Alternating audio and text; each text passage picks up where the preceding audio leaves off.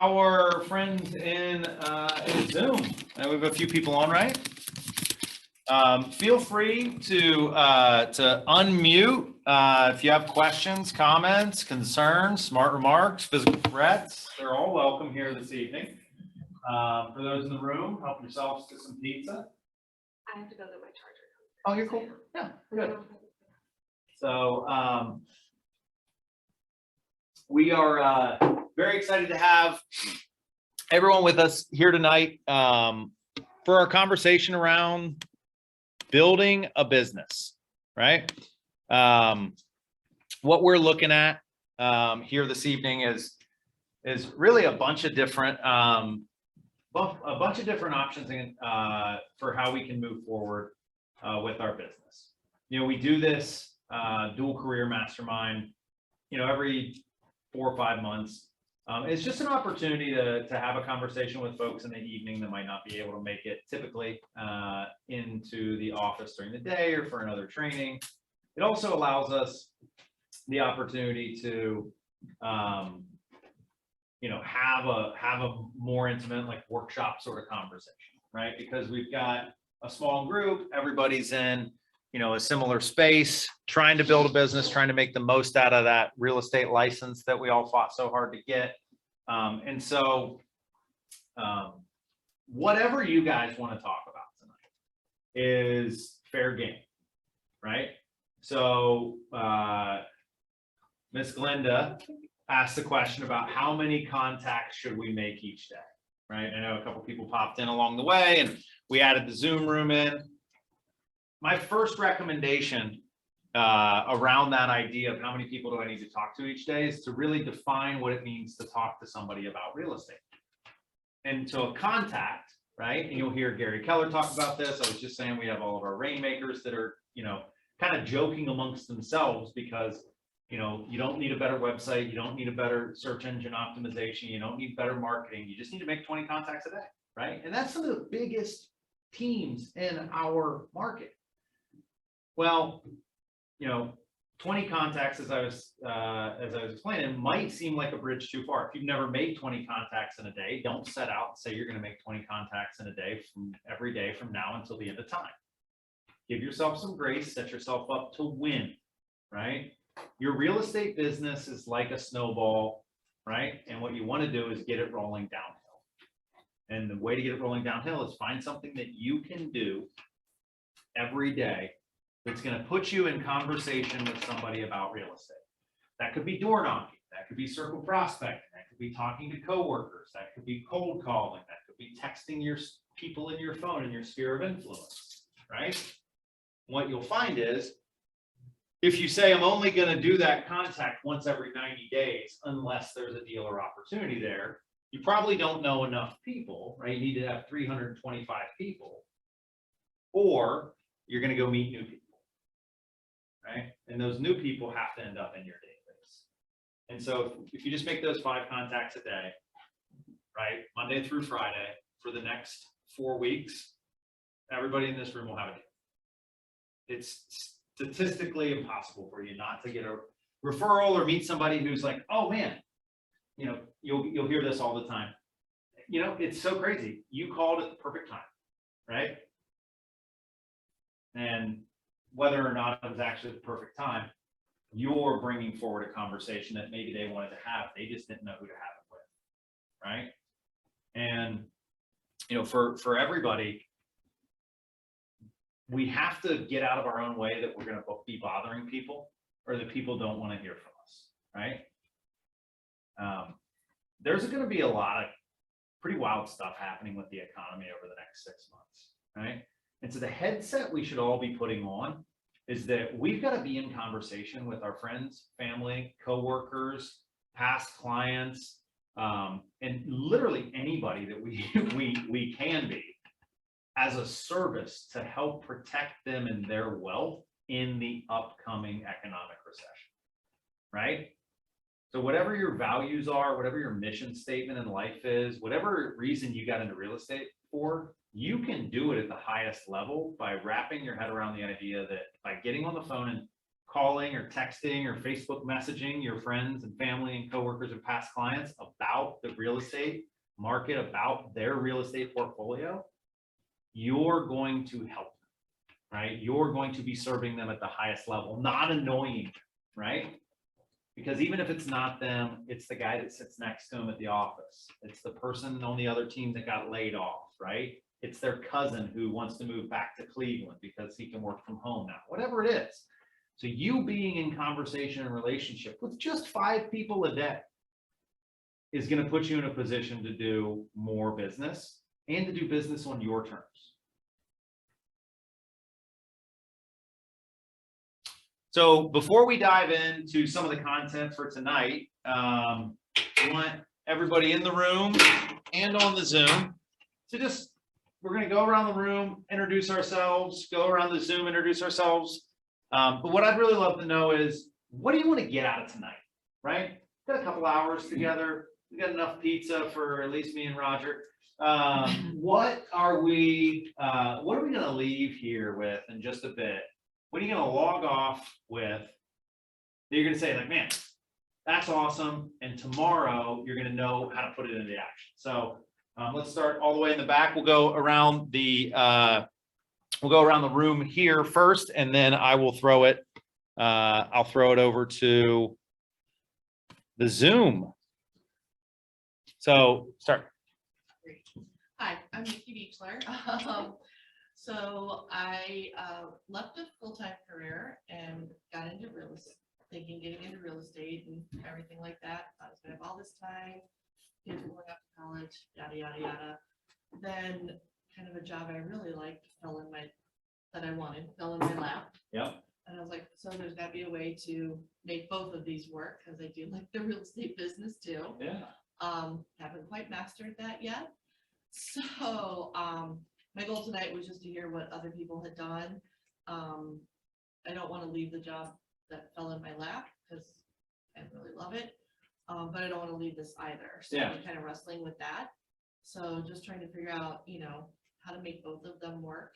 Mm-hmm. And, not looking to be, not selling 20 houses a month or anything like that. If I did one every couple months, that would be nice. Right. So just trying to figure out how the best way to manage that. Okay. So I heard you say manage/balance all the opportunities.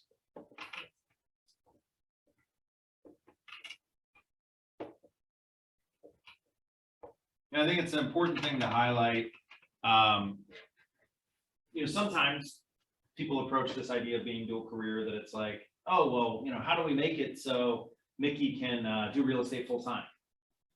I would say the majority of our dual career agents are not that interested or not interested in actually doing real estate full time. If they had to, they could, but they actually have this other opportunity that they enjoy, or that provides health insurance, provides opportunity that they don't want to leave. That's fine. Don't leave it. But how do we still allow you to be fulfilled through a career in real estate? Cool. My name is Hyun-Pil Lee. I works for the Case Western. I'm a researcher, and the reason why I got licensed, since I think as a researcher, I almost done enough. I want to live that kind of different way for my second era of my life, and then I still keep my research job, and then kind of my big bottleneck. I know throughout our all kind of Tuesday meeting or coaching, everything, I know what I need to do, like every day minimum call, but because I'm a full-time researcher, it's really difficult to make a time. And then for myself, I think morning time works really well. It's very good time for me to focus. So I want to make a time block in the morning, but it's difficult to make a time for this kind of calling. So yeah, I don't know where to start.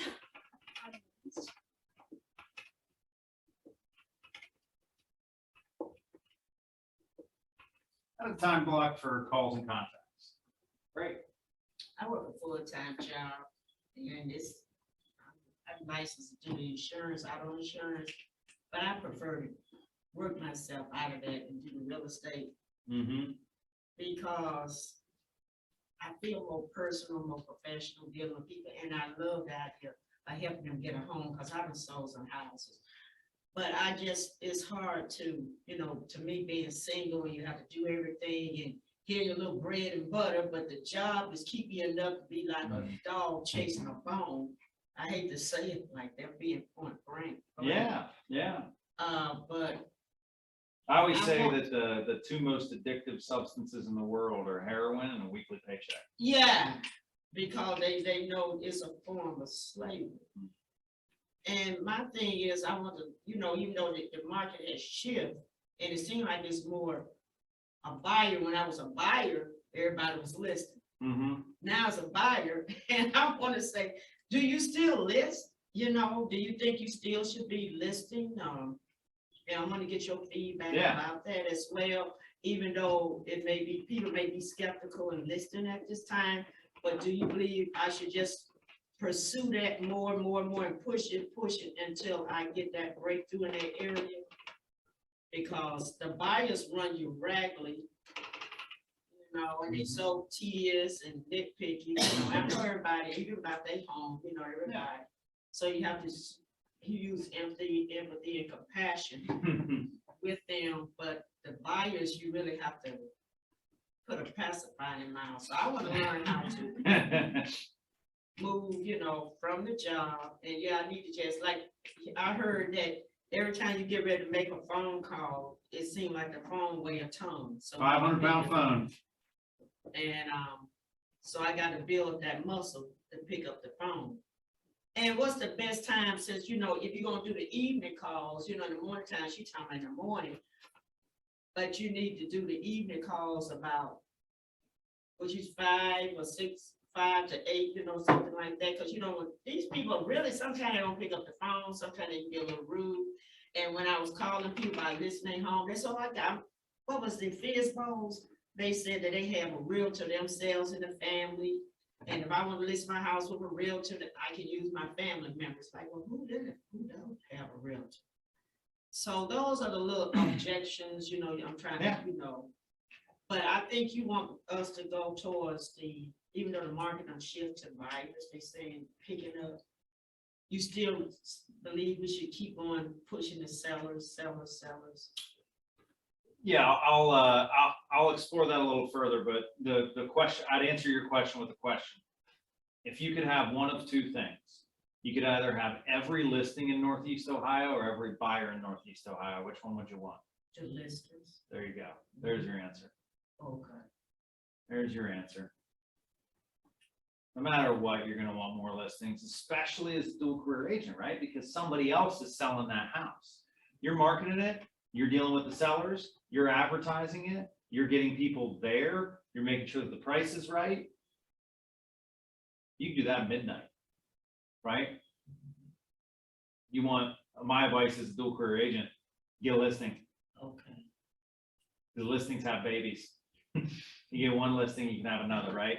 And that's going to be a conversation. A lot of people are going to think, well, now that the market's shifting. I'll tell you a little bit about the market here in a bit. It's actually going to be all three markets at once. It's going to be a balanced market in some areas. It's going to be a buyer's market in some areas. It's going to be a seller's market in some areas, right? At the end of the day, the most successful people in real estate have more listings. So you want more listings. They pay more. Right. And I wouldn't mind having my name on a sign, right? People might know I actually sell real estate. Best kept secret here. I say your name somewhere. It was on a piece of land somewhere. Yeah, Pearl Road, Strongsville. Yeah. Yeah. What is that? That listing expired. I didn't sell that one.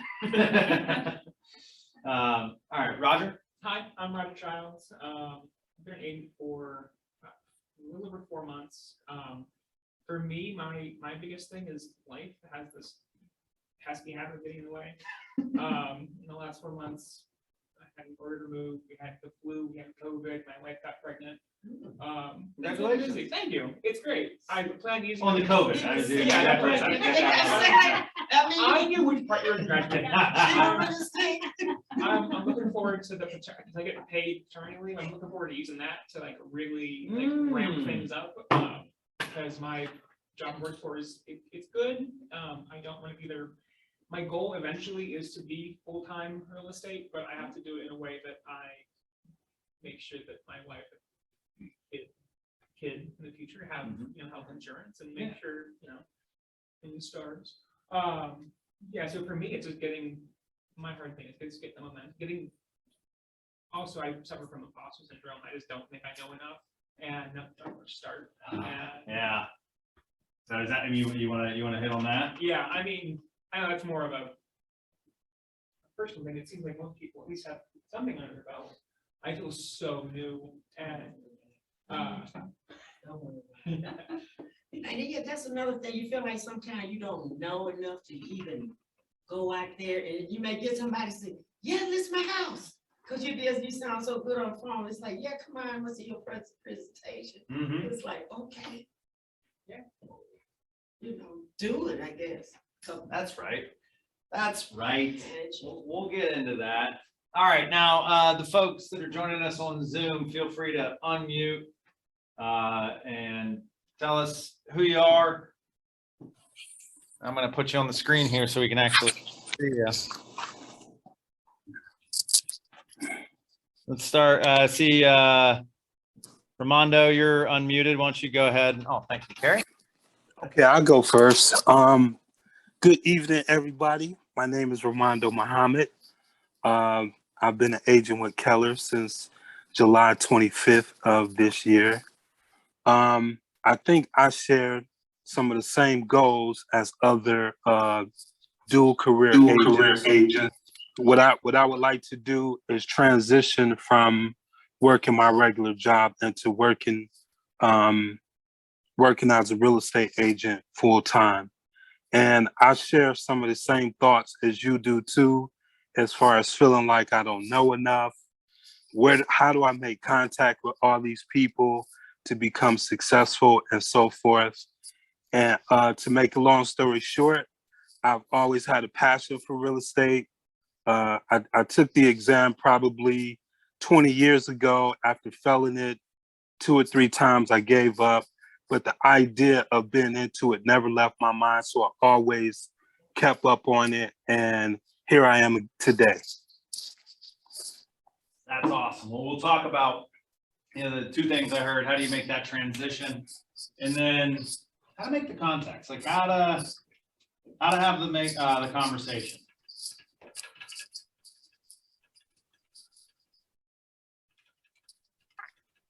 All right, who's the next contestant here?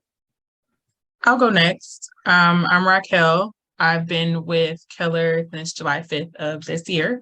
And I'm echoing the same sentiments as everyone else. So I was excited that this mastermind was made available. Definitely wanting to transition to full-time, definitely feeling the pressures of, do I know enough? If I get a buyer, what am I going to do? If I get a listing, what am I going to do?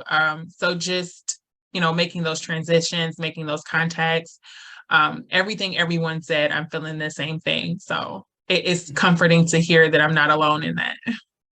Oh, you were far from alone, my friend. Far from alone. So we'll get into some of that. I'm going to make a note. I want you guys, we're going to do this in a bit, what are the common questions or the questions you think you might get that scare you? Mike, can I ask one more thing too, this Ramondo? No. No? Okay. Sometime before the night is out, could you also talk about groups and what would be some of the benefits of joining a group or not? Yeah, real estate teams? Absolutely. Yeah. All right, thanks for sharing, Raquel. Okay. Nikki, I see you there. You want to unmute and let us know what you want to get out of the night? Hi, everyone. Nikki Briscoe. Uh, I've been in with Keller for 2 years. I think September. September will be 2 years. This month, actually, for me. I've been fortunate to get some sales, but those were with known people. So basically, doing it part time, of course. Just trying to still get to that point of transitioning, if possible, full time, and just how to get that make that transition, and ensuring that you have what you need to be comfortable enough to just go full fledged and full time. I think Ramondo, someone mentioned, making sure that, you've got insurance, you have the things that's necessary to sustain you and your family life. So, yeah. So basically, yeah, just what to Doing plan to get transitioned into full time. So, All right. I dig it. I'm not seeing any other cameras on, but I think Latoya, Kathy, Shantina, any of you guys want to unmute? Well, I'll go. hi, I'm Kat. Oh, sorry. Okay, Let's start with Shantina. We'll do that. Okay. Hi, I'm Shantina. I have been with Keller Williams since I got licensed back in April 21. And I've tapped into one of these masterminds before. I currently work full-time in healthcare. I've been doing healthcare for over 20 years. And I love my job. It's sustainable pay, great health benefits. But real estate has always been a passion of mine. So I would one day love to transition into full-time real estate. So I always like to kind of tap in to see, what new ideas, I can come up with, or with some different strategies that's been working for some of the more seasoned agents. And the biggest thing for me is time management, because I work my full-time healthcare job. I'm a single mom. My son, is in school now. He's playing sports, and it just seems like it's a lot on my plate. So I try to fit in my real estate business, in between all that. So it's a little rough sometimes. So just trying to see how I can scale my business, and, what some different things I can do, differently, or add to what I'm doing to get things on track. All right. I dig that. Thank you for sharing, and thanks for being here tonight. All right, I think okay. I can go Kathy. next. This is Kathy. Hello, everyone. I'm Kathy Spigner, and I've been an agent for 2 years. And it was during the time of COVID that I went to take my test. So I had it with my mask on, and we were definitely 6 feet apart. And I've represented buyers and sellers, one each. But I do want to improve on my business and just learn how to get more of clients. And I'm also into investing in property for myself.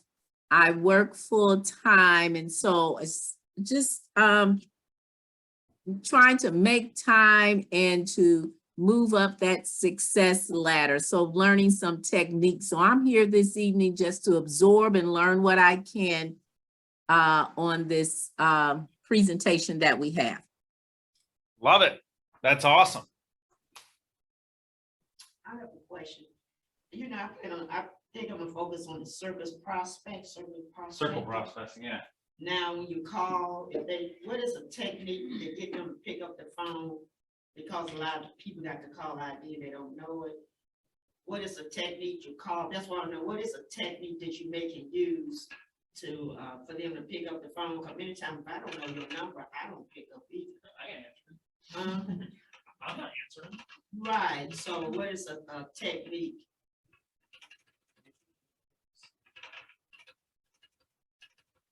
I got one. I'm gonna make you wait for it. All right, Latoya, are you with us or in a position to share Yep. anything that you want? I'm here. Hey, Hey, everybody. Can you guys hear me good? I think I was in a spotty section before. Can you guys hear me? sure can. Okay, perfect. So my name is Latoya Cook. I've been with Keller Williams for, I think it'll be 2 years this month too. I got licensed during the pandemic. But I am, like everyone else, dual agent. And I believe one of the other young ladies was saying how she's been at her job 20 years and loves it. I'm kind of the same way. I've been at my other full-time job for about 20 years. And at the moment, I still love doing what I do there, but I also love real estate. Eventually, I would like to transition to full-time once I retire from my other current position. But I was actually talking to Colleen Miklas about a week or so ago because I took some time off from my full-time job, like a little mini vacation, and really dug deep into real estate, really used a lot of techniques that I learned about, I took notes on, and just with working the other job and I have kids, just never got around to doing it. And I take full responsibility for that. And I actually was talking to her about how I was going to take Shoshana's advice and do like a video, because she says, no matter what you look like, get on there and do it. And that's my thing. I'm not at her place right now where I feel comfortable doing it, but I've been trying to kind of pump myself up to do it, because the week that I took off and I really put a lot of attention into getting all of my contacts in command, I automated my emails, I put a few text messages together, and I just started talking to people. And after the end of that week, it was like I had so many aha moments. I could not contain myself. I had some listings by the end of that week. I had some buyers, and this was all in 1 week. And I know it doesn't probably typically happen like that, but it was my moment for me to see that the things you guys are teaching us, you're teaching it to us for a reason, because it definitely works. And if you can take the time out to really get everything settled in command, it definitely makes your life better, because my full-time job is not really a 40-hour-a-week job. And then I have a kid that just went to college and one that's in the 6th grade, 2 dogs and a husband. So my life can be a little bit, You're responsible for a lot. yeah. But when I tell you, when I did that stuff in command, it totally changed how I look at real estate, how I look at my clients, how I look at all the responsibilities that I have with it. I got the app on my phone. My tasks are popping up to tell me what I need to do each day. It just really changed everything of how I looked at what I was doing before versus how much easier it is now. So if I can just put that one thing out there for you guys that are, trying to manage doing these different things. And I haven't gotten it all down yet, but I can just say for myself, I was at that point where it's like, how can I balance both of these lives? And I'm telling you, after that one, and I mean that 1 week, it was supposed to be my vacation, but it to me, it did feel like a vacation from the other job. But I really, like, every single day, I got up, I got dressed early, sat down at that computer, and I put every single contact in. It just, I can't even explain how the difference from then until now. So if nothing more, really take advantage of command and all the things that are in it, because it did truly help me out. And I'll tell you what, that's worth the price of admission for me. That's awesome. I'm so glad to hear that. So excited for you. And what I'd like to do is kind of come back to and well, let's do it right now. But well, before I dive in, is there anything that you want to make sure you get out of this evening? Is there anything you want to cover? Latoya? Oh, for me, I think I'm just really here just to kind of hear what other people are going through, you know, and take away some tips from them, from you guys. Just if I can add anything in, like, you know, what I've gone through with, you know, just working with Command and the YouTube videos that work for me with trying to learn different things in the Facebook group. I mean, I'm just here to kind of hear what you guys got to say and add anything in if I can. Well, I love that, and I appreciate you being here. You know, Chantina just dropped in the chat, you know, she said, hey, you know, not very tech savvy. Sometimes folks get a little intimidated by Command because it's like, you know, it's technology and it's end-to-end and it's a platform and it, you know, it can, you know, boil an egg and cook a cup of coffee and do all those wonderful things. But like, can you just share a little bit, Latoya, about what it was like, you know, learning kind of how to get people into set them up? Like, what did you do? Where did you go? How did you learn it? So I'm kind of the same way. I mean, I have a teenage son here who's good with computers, but real estate is not his thing. So he wasn't always jumping at the bit to help me out with getting on there. But what helped me really get into Command, and I was, like I said, I was the same way. There are so many Keller Williams YouTube videos on Command. So I would have the video, like anything that I was trying to learn in Command, and I did my whole website. I'm so happy. I'm just spouting out things. Like I got my website together. But I would have, you know, I just started playing around with it first, you know, just looking at everything that was in there and things would interest me that I would see. So I would have YouTube on my phone and then I would have my computer up. And there are so many Keller Williams videos that walk you through step by step of how to set these things up. And when I tell you, I am not the best at, I mean, I'm okay. I can, you know, hold my own, but there are so many videos. If you Google just anything that you want to try and learn in Command, or just type in, you know, Keller Williams Command and just see what videos pop up. And I just started watching them. I started watching them all, and then I pulled up my Command and I followed them step by step by step. And when I tell you step by step, they're showing you each and every button to press, where to go to do this. It was very helpful. So I'm always on the Keller Williams YouTube page. It is very helpful. And I mean, it has every kind of video you can think of, and it's very detailed. I love that. And you know, there's an amazing phenomenon taking place in our world, right? It used to be, you know, after the invention of the printing press, right? We had the Gutenberg revolution, where if you could read, you could learn how to do anything, right? You could go to the library, get a book on how to take apart your car, how to build a house, right? You could do anything.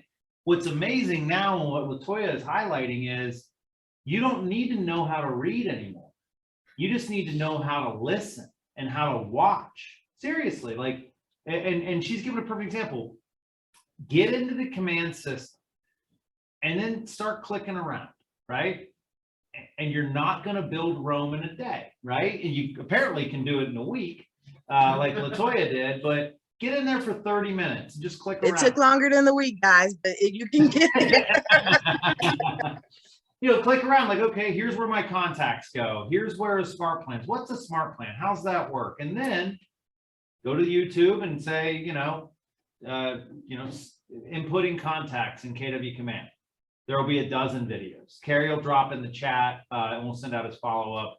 The Command, like there's a whole Command page, right? Where it's, if you dream it, you can do it, right? What happens is it's really a lot like you're making your contacts, right? So everybody knows, and if you don't know, I'm going to tell you right now, real estate is a contact sport, right? The more people that think about you when they think about real estate, the bigger your business gets. Like that is at the root of what we're all here trying to do, right? And it's hard for a couple reasons. One, we've got this other engagement or obligation that's called our other full-time job, right? That's taking up a lot of our time. The majority of our time, it might feel like. But the number one thing that we have to do is be in conversation and relationship with people about real estate.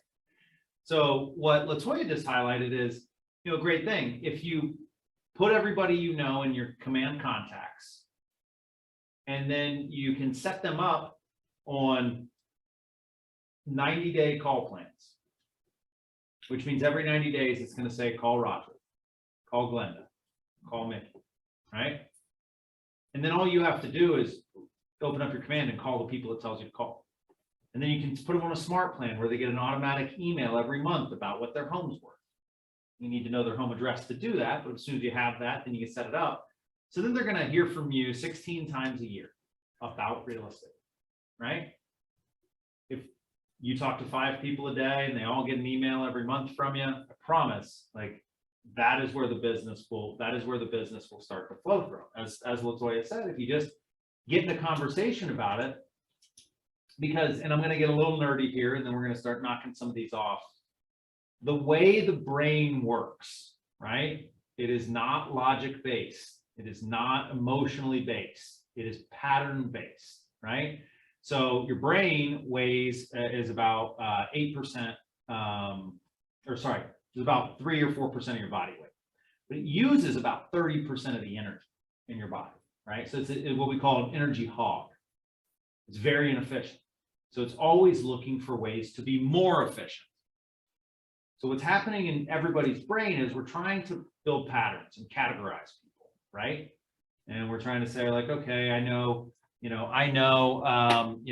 think Shantina or Kathy said they're in healthcare, right? And, let's say I'm a nurse, right? Everybody who knows me as a nurse. So what I'm trying to do is create a pattern interrupt in their brain so that they think of me as real estate instead of as a nurse. The only way to do that is to get in conversation with them about real estate, or to push information about real estate to them, right? Here's the thing. Your mom, your dad, your brother, your sister, your cousin, your aunt, your uncle, everybody loves you and wants you to be successful. But if they have a real estate need and they don't remember you're in real estate, that's your fault, not theirs, right? And what can happen is, like, because we're fighting and we're trying to get, our first deal or our 5th deal or get consistent deals. And then, we'll find out that somebody we know went and worked with, they've hired some other realtor, and it's like, oh, hey, what the heck? I'm a realtor. Well, how did they know? How could they know? Right? And did you make it easy for them to know? And again, keep this in mind. You are not being annoying. You are not being salesy. You're not being a nuisance. You're coming from contribution and helping them, either helping them with their largest financial asset, or you're helping them give a great referral, right? Because who's ever, like, who sends somebody to their barber or their salon or to their mechanic, right? And you're like the hero whenever you get that person a good mechanic. Let somebody else be the hero by referring you as a realtor, right? And the only way to do that is to get in conversation with them. So, there's some great tools around command. And what I would caution you against is trying to get in there and do it all. The 3 things that you need to do with command are get everybody that is in your phone into command with 4 pieces of information: name, phone number, email, and home address.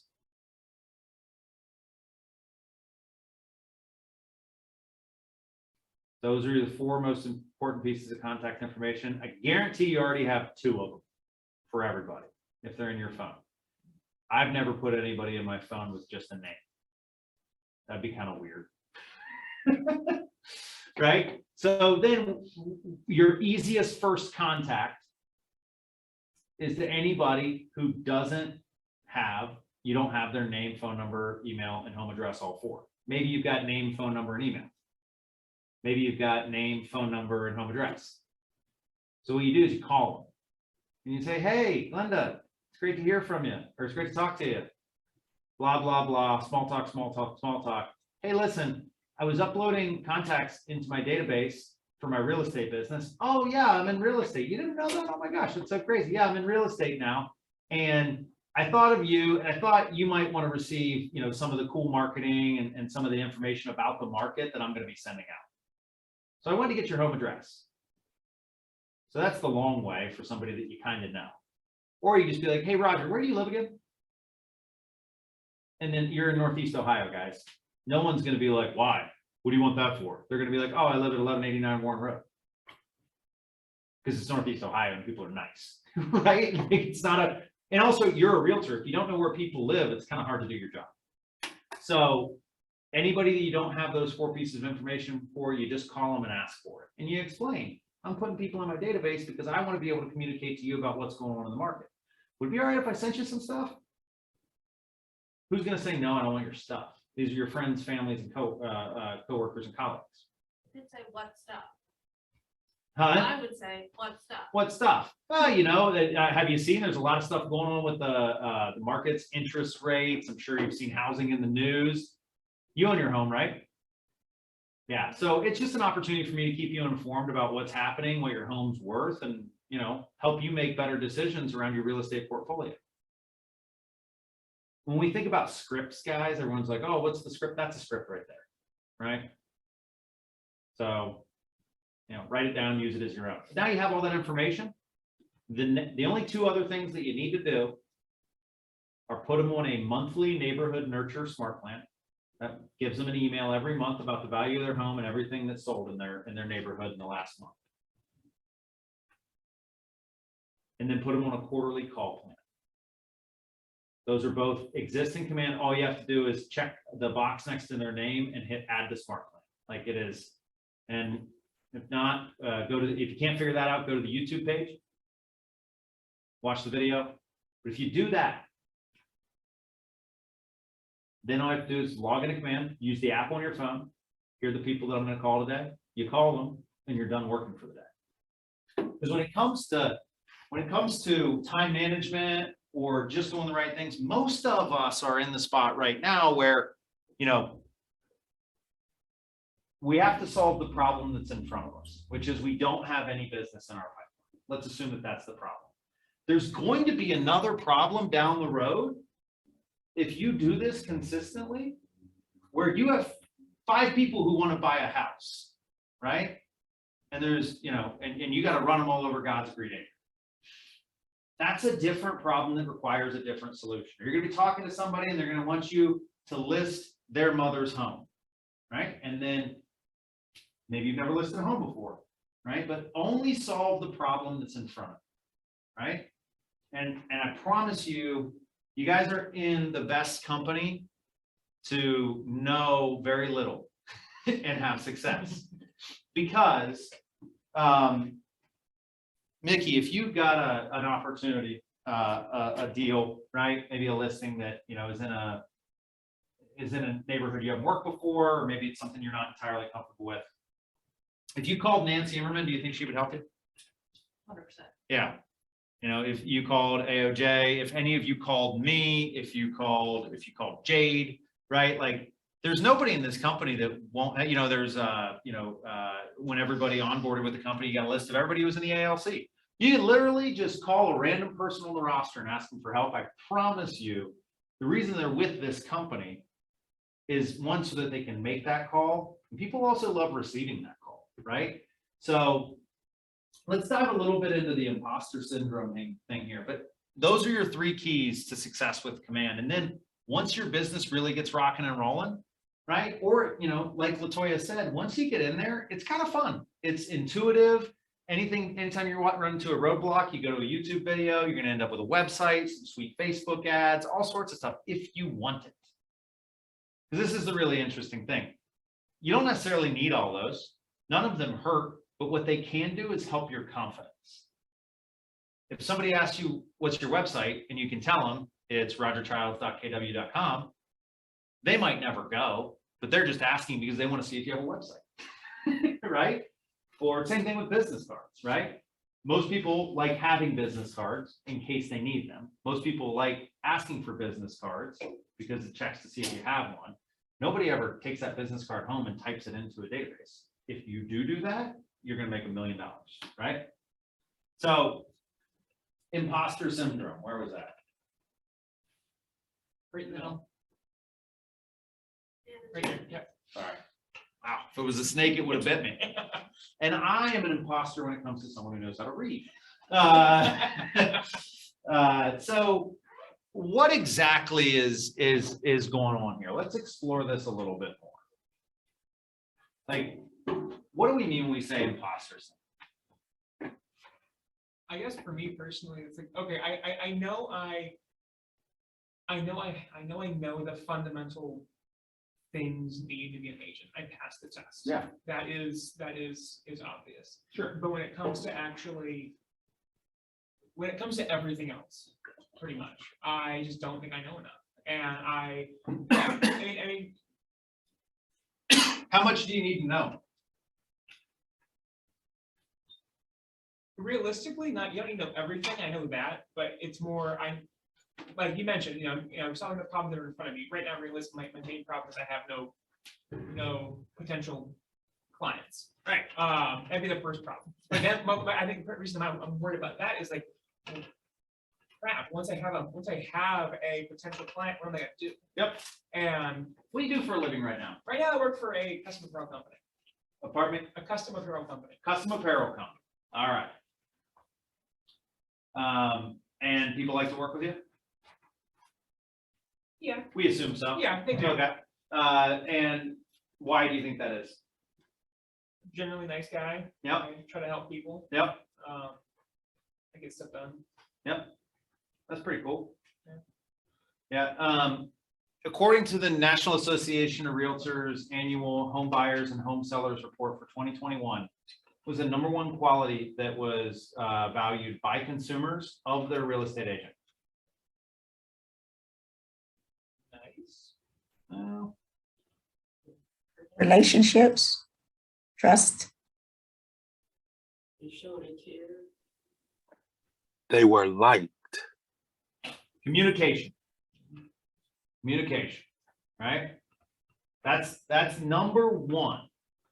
#2 is whether or not they were perceived to be honest and trustworthy.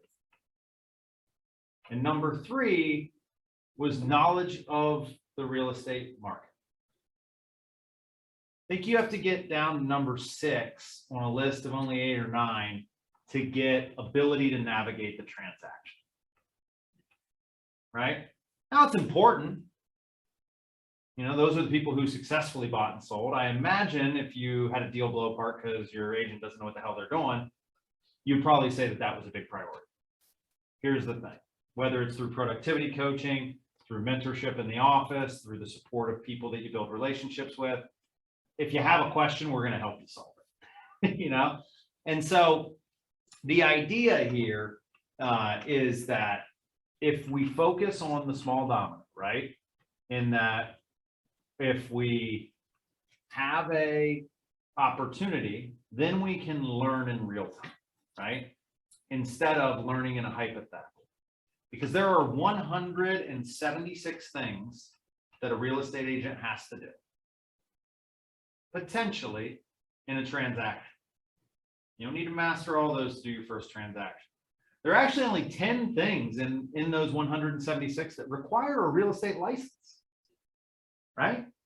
So I would put forth that if you are like everybody who's in this room and on this Zoom, and you've had a successful career in anything else, the things that made you successful in that other career will allow you to be successful as a realtor.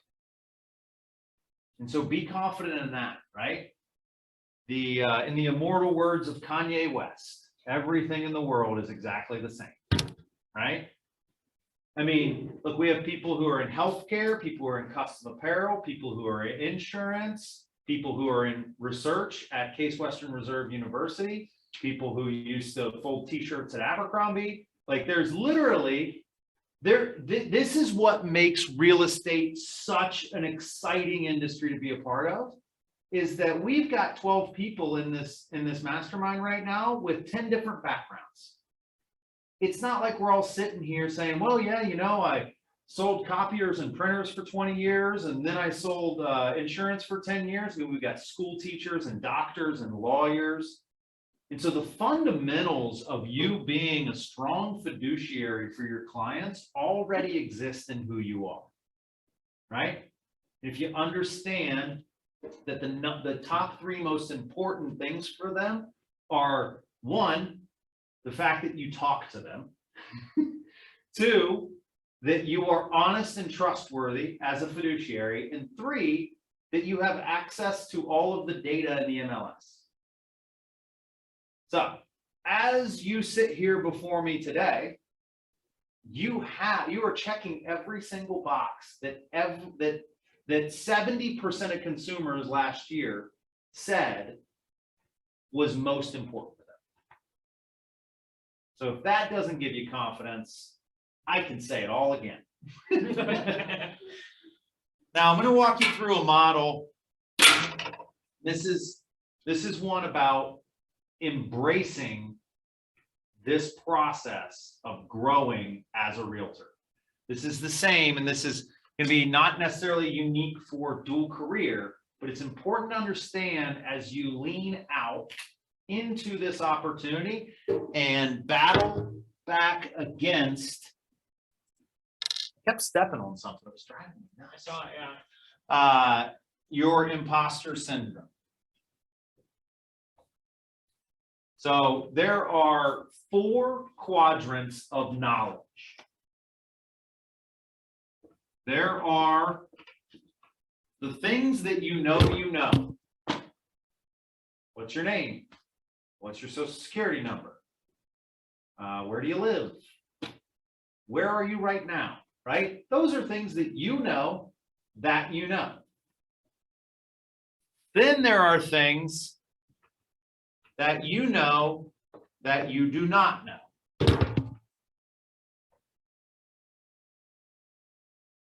An example of this might be, how long does it take light to travel from the sun to the earth? 8 minutes. 8 minutes and 13 seconds, right? Now, you knew that. I would venture a guess that out of the 12 people in this conversation, that not everybody, but you know that you don't know, right? So but now everyone does, right? And so this right here is a very exciting thing. It's called learning, right? Things go from, I know that I don't know it, to now I know it, right? Acquisition of knowledge.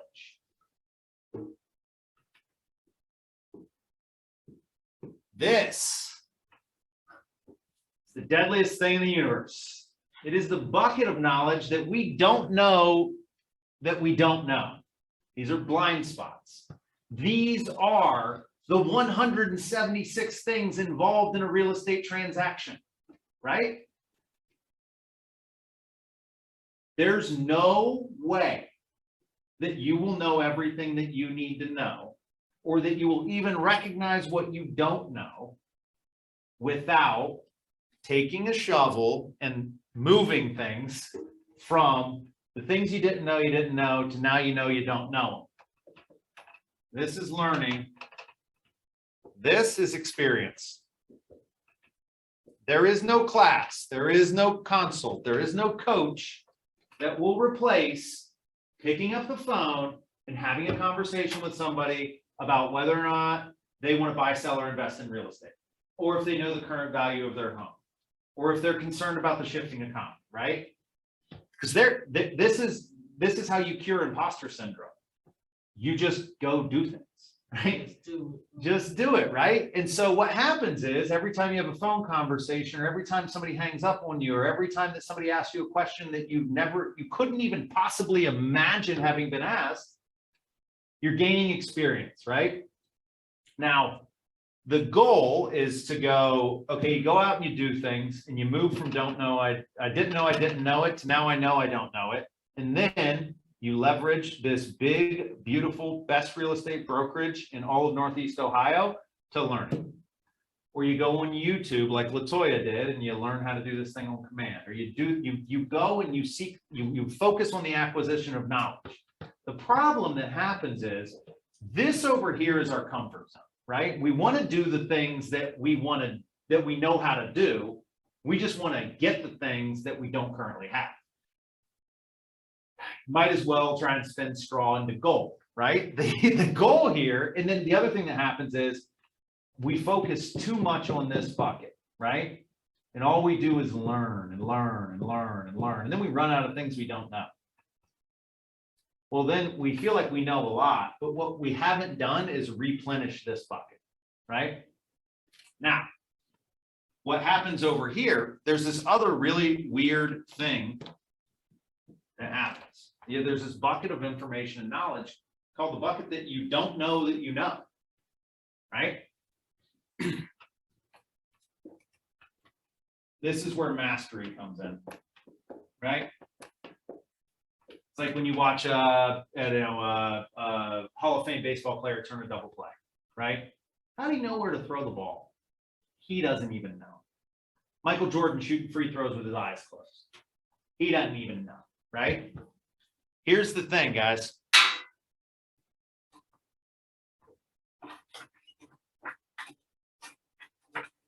Okay, I guess we're going with purple. You cannot do that. You can't skip a step. You also can't do that.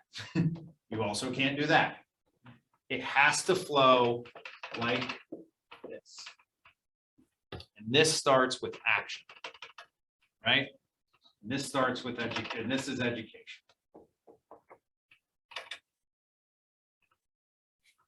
And this is consistency. If you make 5 contacts a day for the next 90 days, it'll be boring. But if you do it for 90 days, then you'll never not do it ever again, right? Your knee-jerk reaction when you get in the car is going to be to call somebody or to open up your command and see who you're supposed to talk to that day, right? If you get in and out of your car 5 times a day, you make 5 calls, right? I know people who, if they have to go from the east side to the west side, will time block that on their calendar and put in there, here are the 5 people and their phone numbers that I'm going to call while I'm on the road. And then when they get from point A to point B, they have all their calls done for the day, right? And they're just on their way to a showing, or they're just driving home from work. They're just driving home from here, right? But keep this in mind. The thing associated with this movement, right? So it comes from experience, it requires action, and most often, just fair warning, it results in pain, right? Because that's really where imposter syndrome shows up, is that it's our fear that we get found out, that we don't know something. Well, this movement is actually the reinforcement that you didn't know that. You didn't even know you didn't know it, right?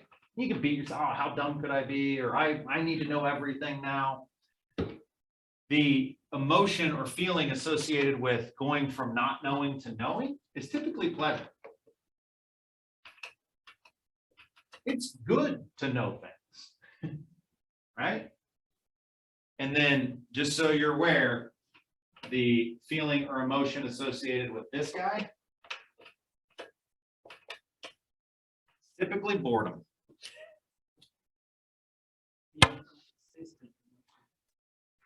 Yep. I mean, it's pretty boring for Kobe Bryant to shoot 2,000 free throws a day after he'd been playing basketball for 20 years. But one of the greatest of all time, right? And he had achieved mastery through very consistent, repetitive, boring things.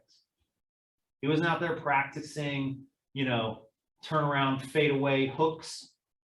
He made a lot of those when he did them, but that's only because he knew exactly how to shoot free throw, right? Same thing for you guys. Same thing for everybody. Same thing for me, right? Is that, the hardest part of Your job is typically just doing it. And the hardest part about it from a real estate standpoint is that you got nobody telling you to do it. The hardest part about it from a dual career standpoint is that you're tired. Is that you already did a lot today, right? But anytime you feel like you're an imposter, or you don't know enough to have the conversation, or you're afraid of what somebody might ask you, remember this, right? And the goal is you have to speed up the rate at which you get things out of here into here. Because once they're in here, it's a very easy binary straight line. Just go figure it out, right? Watch a YouTube video, call an agent in the office, call me, right? Just learn it. And then you know it. And then you never have to learn it again.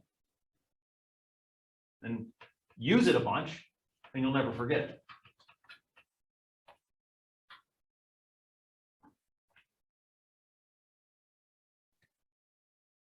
Does that make sense at all, or am I just a crazy person? I guess they are not mutually exclusive. Both can be true. I like that diagram. Any questions?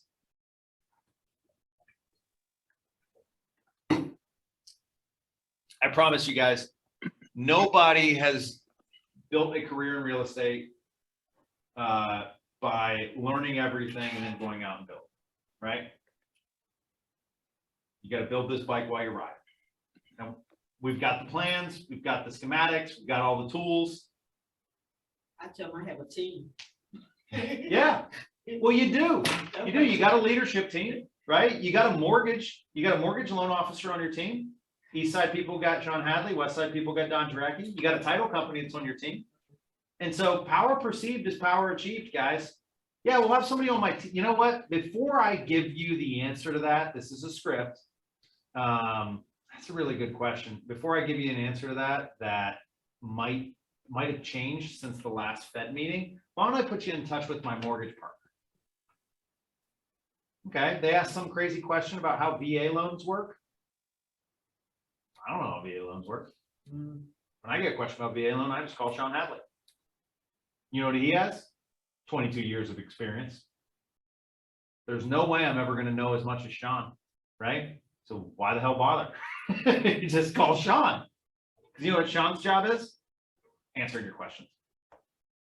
Getting that client on the phone and helping them feel really confident about working with you and working with him. Hey, what's all this stuff the title companies send me? You know, it's usually standard stuff. Is there anything that's jumping out at you? Yeah, what's a Alta form?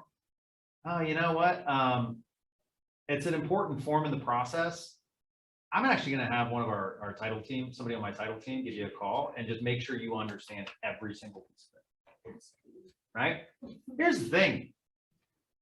Can you let Megan in? That's still a professional. Yeah. I mean, here's the thing. Has anyone ever heard the old trope? Everyone's got the same 24 hours in the day. That's a lot, right? Let's say I have 10 employees. I actually have 240 hours in my day, right? Same thing for you guys. You have 22 years of experience in mortgages, right? You actually have about 38 years of experience if you include Sean and Don together, right? That's your experience because you offer it to your clients, right? You've got thousands of title transactions a year happening with your title team, right? So again, just draft off the success of other people, right? Because you'll never be a master of mortgages compared to Sean Hadley. And don't feel like because the know you know bucket is big that you're the only person in the planet that has this shift happening. I get calls. We have an agent in our office who's has been a realtor and a broker for over 40 years. She calls me with questions, right? She sold more homes and more value in homes and has more experience in real estate than I could ever hope to. I'll die before I make it to 42 years in real estate, right? but there's still things in this bucket for her. How could you possibly beat yourself up about having things in this bucket for you?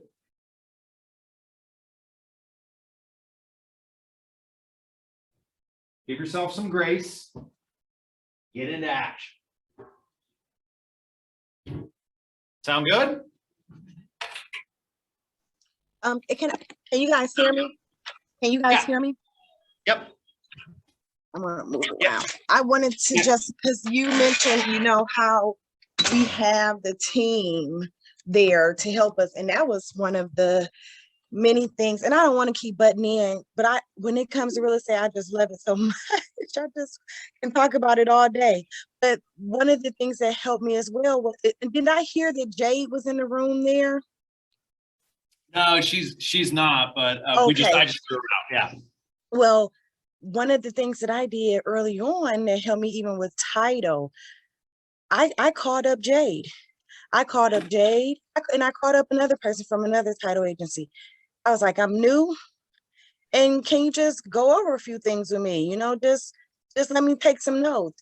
And I even still refer her over to clients, but I just was like, hey, and they are so willing to sit down and just go over stuff with you. So that was really helpful. Just taking the time out to just even say, hey, I'm new, but can you just go over some things with me? I was just on the phone with Andrew today because I had a client call me, someone wanted to write an offer, and I'd never dealt with that type of situation before. They are all, when he said we have the best brokerage when you don't know things, like, he totally meant it. Like, I just cannot say enough how reaching out to people here, I've never had anyone tell me, no, I can't help you. Facebook group, phone calls, everyone here is just so very helpful. So I just wanted to add that in. Sorry, guys. Hey, you get you on every call to talk about that. That'd be awesome. Latoya, can I ask you a question? Yeah, go for it. Are you a part of a team or are you working individually? I'm solo. Yeah, Okay. I'm a solo agent. Yeah. Can I interject a minute? Also, I like you, Latoya, I'm an independent agent as well. But when you connect with your title companies, your lenders and things, I get them reaching out to me, say, hey, I'm here for you. Have any questions, any concerns, reach out to me. Let us work together. Let us build a team.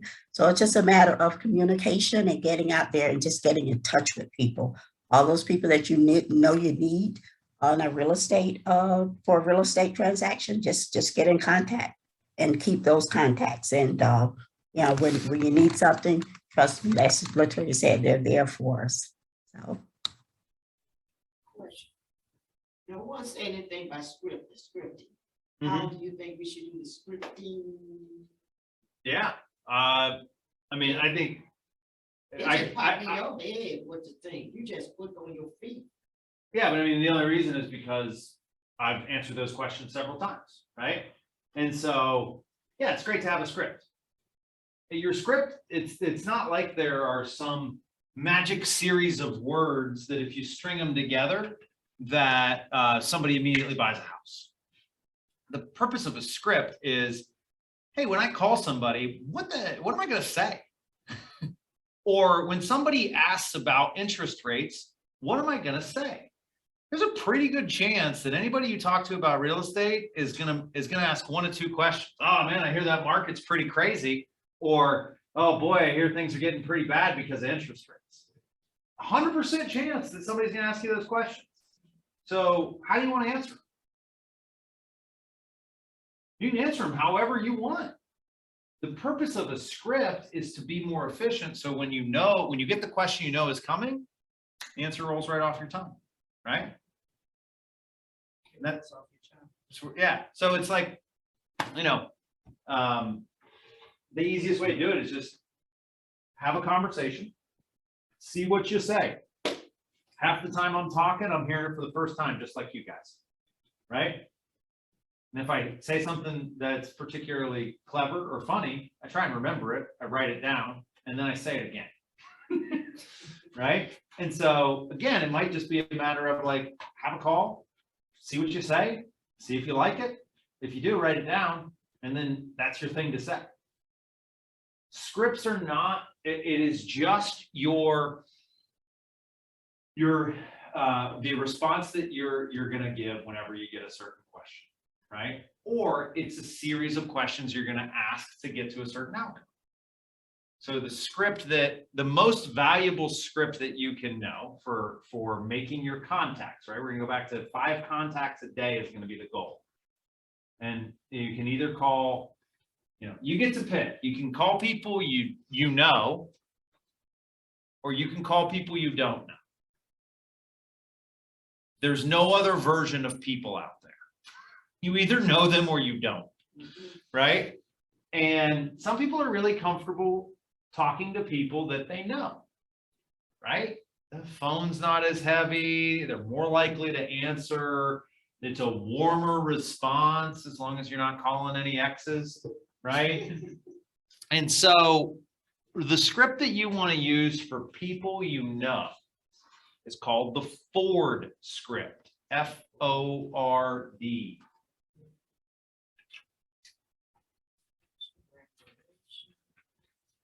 So F stands for family, O stands for occupation, R stands for recreation, and D stands for dreams. So you're just going to ask a series of questions to the people that you know, and you're going to say, how's the family? You ask me that question, I say, I still don't have one, haha, right? And then you're going to say, hey, how's work going? They're going to say something, and then they're going to say, how's work going for you, Mickey? Started something new. Get out of town. What are you doing? Real estate, Real estate. I hear that's pretty wild right now. it ebbs and flows. There you go. So what led you to a career in real estate? Blah, blah, blah, talk, right? And then you're going to say, yeah, it's really awesome. I actually noticed I don't have your mailing address.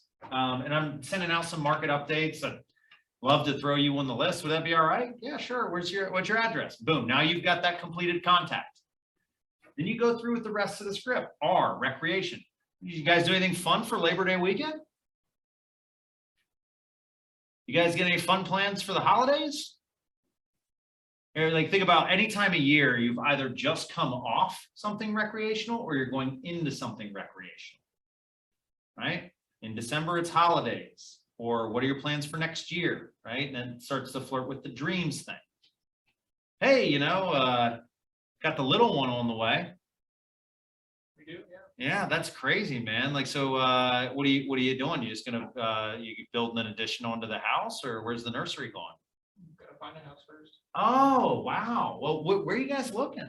Are you working with a realtor right now? Not yet. Oh, see, so keep this in mind. So all you're doing there is you're having a pleasant conversation with a friend, family member, past client, colleague, or coworker. And you're asking them about life. And why is it important in the here and now to have that conversation? Nikki gave a great example. Because they're going to ask you questions back, and it's your chance to tell them about your decision to pursue a career in real estate. Because it allows you to emphasize or exercise the things that you really like and the things you're really good at. I'm a great communicator. I'm honest and trustworthy. And there, boom, you got 50% of the people in the world work with you, right? So then the second thing here is what is the thing that happens before every real estate event? What precedes a real estate event? Life change. A life change. And so this conversation is allowing you to suss out life changes. What's going on with work? It's not good, man. They just announced a bunch of layoffs. That conversation is going to happen. What's going on with the family? Well, we're expecting a little one. Oh, you're going to be bursting the seams out of that house, right? Okay. Birth, death, marriage, divorce, promotion, and demotion. Those are the 6 most common life events. Over 92% of real estate transactions happen because of birth, death, marriage, divorce, promotion, or demotion. There's another like 2 or 3% that are associated with the house is too big or house is too small. That's a family related thing. Right? You have kids, right? Yep. Yep. How old is your oldest? Sad to say, 21, 21. What about the youngest? 20, 20? Okay. Already out of the house? in college, Okay. So not quite an empty nester. periodically. Periodically empty nester, right? So if I was talking to you, I might say, well, they're both boys, right? One of each. One of each, I'm sorry. That's okay. So what are you gonna do once the kids are, have shot off to Chicago like every other kid that graduates from college in Cleveland and you don't have anything to do? And what are you guys thinking about doing? Moving. No? Oh, really? Are you already working with a realtor? No. Where are you looking? South, Like Florida? in between, no, probably. Okay. Tennessee. You know what's really cool is, did I tell you that I'm in real estate? Oh yeah, so I work for Keller Williams, which is actually the largest real estate company in the history of the world. Which is pretty crazy. There's 200,000 agents worldwide. And what I would love to do, this has been like a ton of fun. You know me, I'm a social butterfly. It's a ton of fun actually is if like, hey, you're thinking like Nashville, you think Savannah, somewhere around that, there's a Keller Williams office basically everywhere that there's a Starbucks. And so I would love to help you find a realtor there locally because really you'd be doing me a favor. It'd be an opportunity for me to network with other real estate agents. That'd be great. Yeah. So Anytime. then you get the most wonderful thing in the world, which for dual career agents, the opportunity and the ability to earn a referral fee is amazing. Like, do you know how referral fees work? You refer a client to another real estate agent and they give you 25% of the commission. So you make 2 phone calls and you get 25% of the commission. Or you could work the 176 parts of the deal and get 100% of the commission. It's up to you. I referred a buddy from college to a realtor in Boston and it was like a $7,000 referral fee.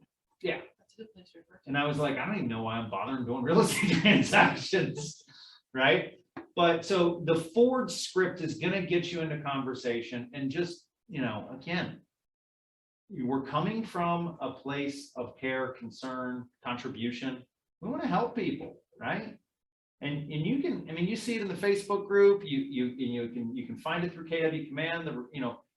Somebody moving anywhere, they can go to your KW website and search any MLS in any city in the United States. KW websites are connected to every single MLS in every single city in every single state in the United States.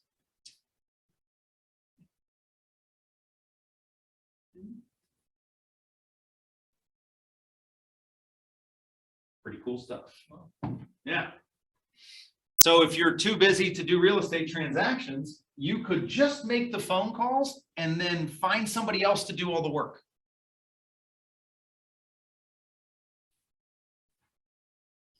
And I promise you, there's enough agents who have jumped in with both feet who would do anything for an opportunity to work with a pre-approved buyer or somebody who maybe wants to sell a house. You will find a home for that within arm's reach. So just the thing, and that's a way to look at the world as, from a time management standpoint, right?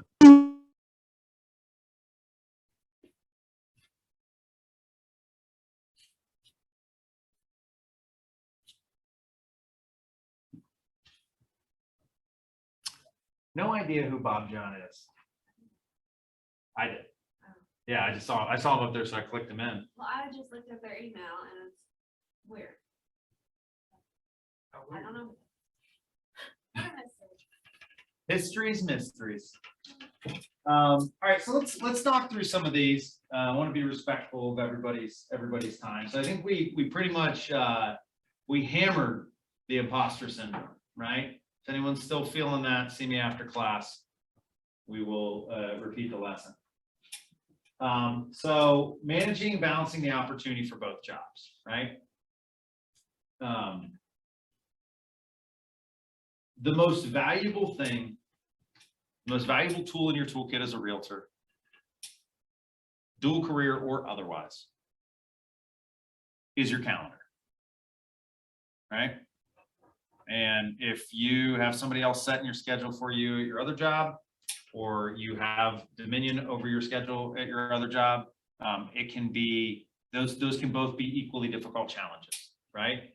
Managing and balancing the opportunity is like, right now, for so many people in this conversation, you're looking to gain traction, get experience, right? And do some real estate business. It will not take you 5 hours a day, every day. It takes an hour a day, every day, 5 days a week. Maybe some running around on the weekends, right? But it's, you know, here's the thing. Once you can do a deal, you can do a deal a year, and then you can do a deal a quarter, and then you can do a deal a month, and then you can do whatever you want, right? You know, and even if it's just like, hey, I'm gonna make my 5 phone calls a day, I'm gonna set up my command, and if something comes through and I like the person, I'm gonna work the deal. If I don't like that person, I'm gonna refer the deal and get a referral fee, right? But the key is, if you feel like, I just can't find the time, that's because you're thinking of the whole pie, right? Doing real estate transactions is like eating an elephant.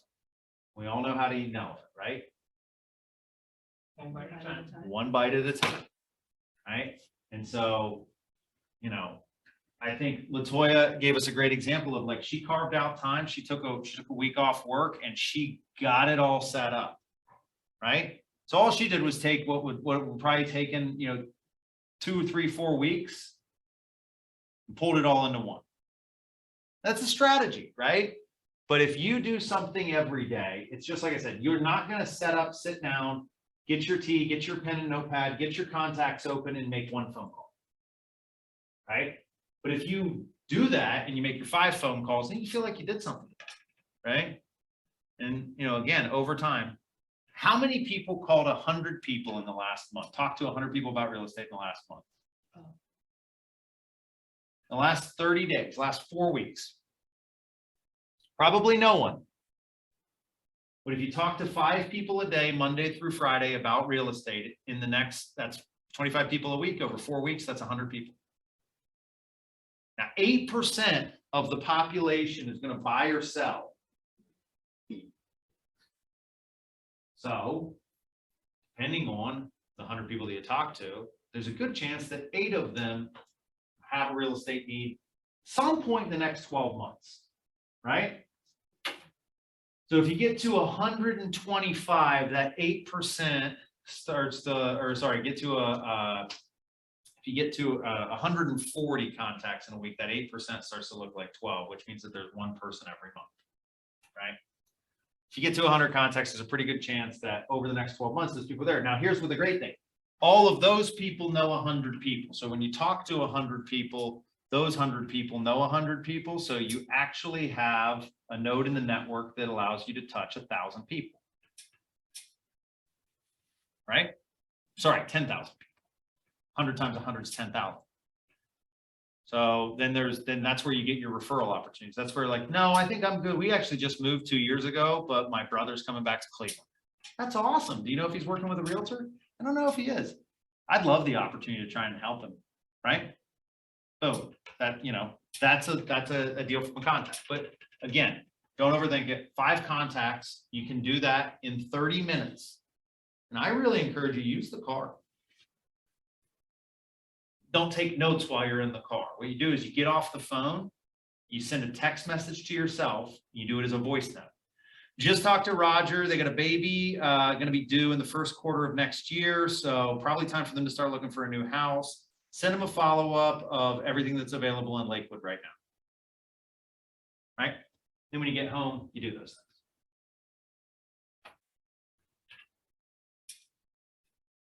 Time blocking for calls and contacts. I feel like I mean, that horse might not be dead, but it's definitely on life support. You just have to put the time in there, and then whatever system you want. I put the people right in the meeting invite on my calendar. So I just open up that, I call those 5 people. And if I do it in 30 minutes, great, I'm on time. If I do it in less than 30 minutes, you know, I go watch some Facebook reels or whatever they're called, Instagram reels, and give myself a little treat. Buyers or sellers? Really simply, you can either have every buyer in the market or every seller in the market. Which one do you want? Sellers. Yep.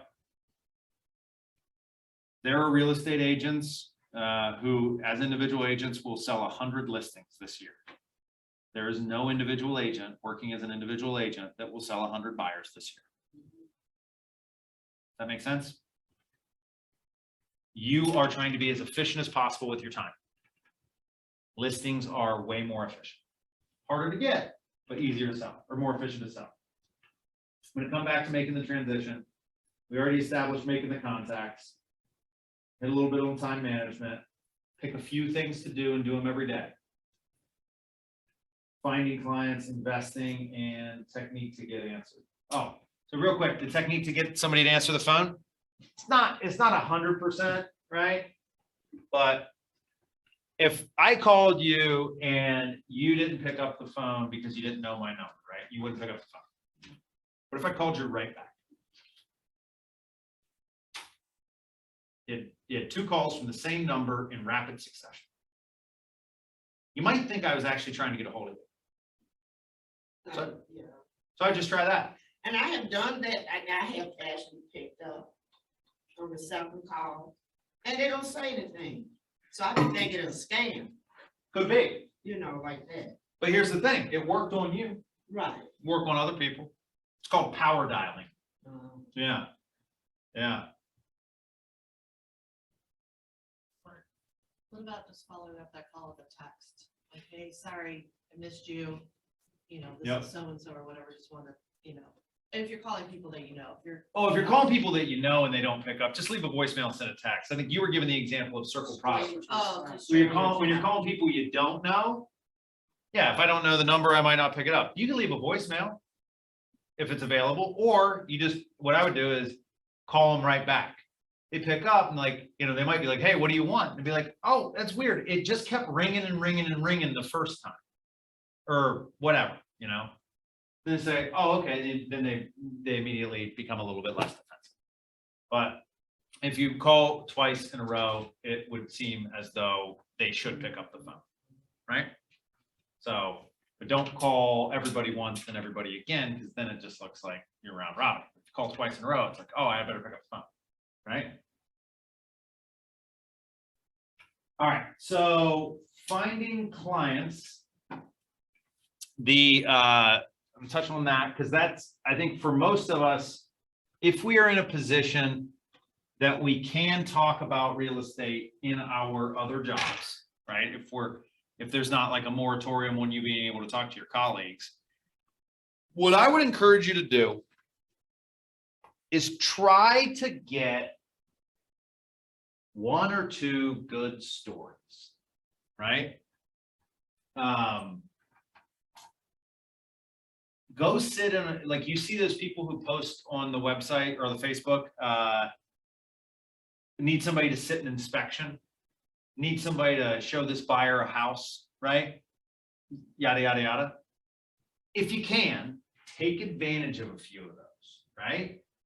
You're going to break even on gas money versus what they pay you to do it. But what you're looking for is a story. Remember, we're wearing a new pattern in everyone's brain. And if you go in and, you know, you take some pictures while you're walking through of the shag carpeting, the orange shag carpeting in the upstairs bedroom, right? And then you're at the water cooler at the coffee station or at the bar the next day with some colleagues. And you say, man, you're not gonna believe this house I walked through yesterday. Insane. Like it had to be straight out of 1969. And then you like show them a picture. Now, you know, you're not having a jest at somebody else's lifestyle or somebody else's stuff. What you're doing is you're demonstrating that you're doing real estate related things, right? So I think that, you know, this to finding clients is, you know, you want to be viewed as a realtor. As I said, there's No, you don't need to worry about search engine optimization or getting a billboard or anything like that. The more people who think about you when they think about real estate, the bigger your business gets. And so a way to do that is to give them a really sticky and interesting story or a funny story, or just tell them a story about sitting in inspection and you're like, it's probably the waste of $400. There wasn't a single thing wrong with this house. I mean, the guy who lived in this house before must have been the most meticulous man on the planet. This house was absolutely immaculate. And then somebody's going to say, wait, what were you doing? Are you buying a house? Like, no, I'm a realtor. Oh, I didn't know you were a realtor. Yeah, absolutely. Oh my gosh, when did you? And then you get into that conversation. Your strongest, most efficient point of leverage, your most affordable business, right? The one that comes to you at no cost is from your sphere of influence, right? And so I like to say that if you do business any way you can, go open a door, sit in inspection, hold an open house. If you do that long enough, you can do business any way you want, right? Because the people who are having other people hold their open houses aren't new in the business, right? They're long in the tooth. And they've got to the point where they can leverage that out, right? We're not at that point yet.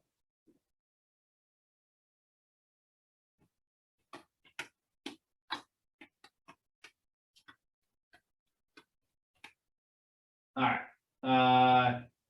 Real estate teams, investing, and how to make the transition.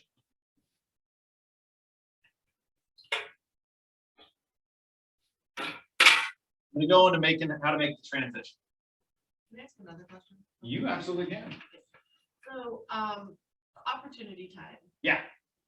Can you kind of just go into, I kind of have a gray area of like how that actually is supposed to work Sure. versus what it actually does. Okay, cool. Can you articulate? So, yeah, so I've done it, you know, when I first started, I was doing it a few times. And there's a little confusion for me about what the actual process was with it. So if someone calls in, they're calling on a listing, you know, and I believe what I was told originally was like, someone calls in on a listing someone has, you're supposed to send that lead to them, the person with the listing, which then really kind of just makes you like a glorified receptionist at that point, right? Because it's not really benefiting you at all. Because people aren't just calling the real estate office to say, hey, I want to buy a house, or hey, I want to sell my house. They're calling because they saw a sign somewhere and they got a phone number.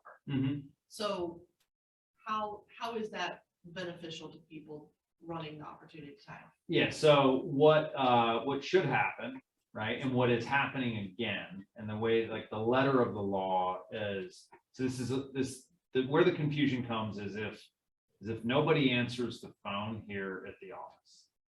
Because when somebody calls, Carrie calls the office and I'm sitting at the front desk, hey, it's a great day at Keller Williams, how can I direct your call? And they say, I want to see, house at 123 Main Street. Oh, okay. And then what I would do is look up that property, 123 Main Street, right? As the employee of the company. Oh, that's listed with, XYZ brokerage.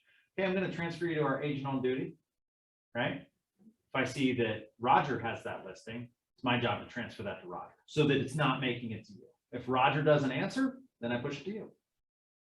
So then at that point, you can take that Sure, lead. Okay. Yeah, I think that, and there's been a lot of conversation about this, and it's a little bit of a gray area. And I think that we ultimately, we had our agent leadership council take a look at it. And based on, the interpretation of, because we wouldn't send that to the listing agent if they were with another company. It's simply a matter of if we receive the call in the office, right?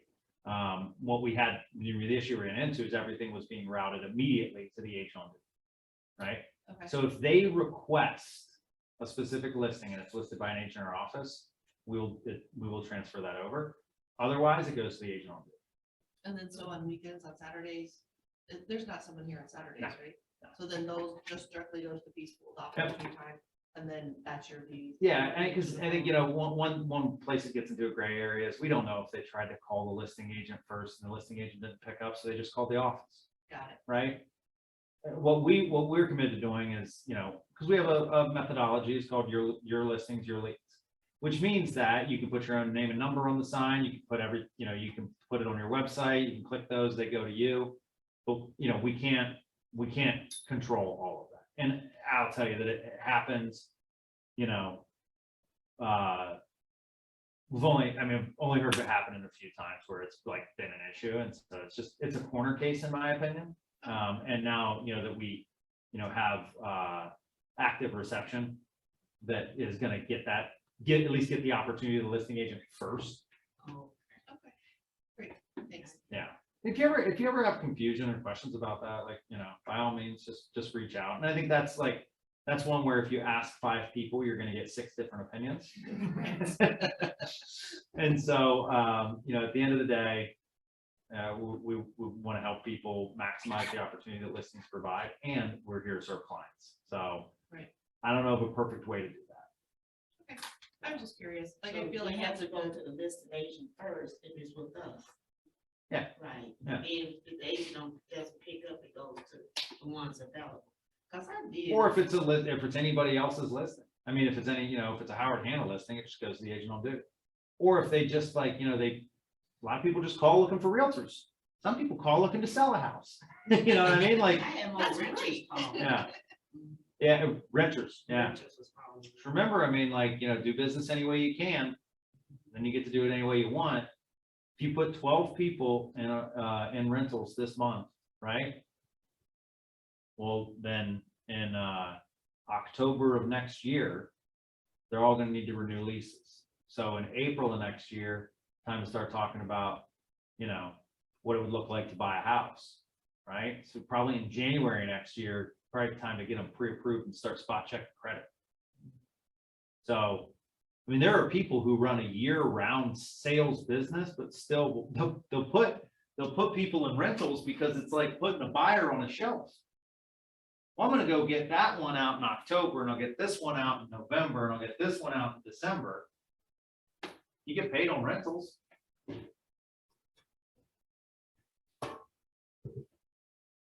Cool. sorry, I didn't mean to derail. No, that's fine.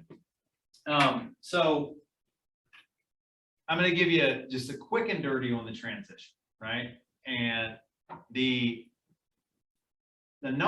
first thing you want to understand is how much money do you need to make in real estate, right? And then you take that number, let's say it's $50,000 is what's going to allow you to work full-time in real estate. You divide it by your average commission, right? The average commission for the market center is $5,000. For some people, it might be $3,000, right? And we have to do it after your cap as well, right? So what you're gonna do is, let's say you want to make $50,000 as your take home before taxes. I'm not an accountant, right? And then you add in the $21,000 cap. Now let's say 60,000, because that's actually the amount that we did that. That's $81,000 in gross commission income. Divide that by $5,000. That's going to be 16 point something. Yeah. So 17. Because you can't sell point something homes. So 17 homes, right? You would replace that 17 homes, right? It's a home and a half a month, right? It's closing a house every 3 weeks. So then you go into this and you say, well, how many people would I have to talk to close 17 homes, right? I don't know. So before anyone decides to jump in with both feet, unless they're feeling super confident,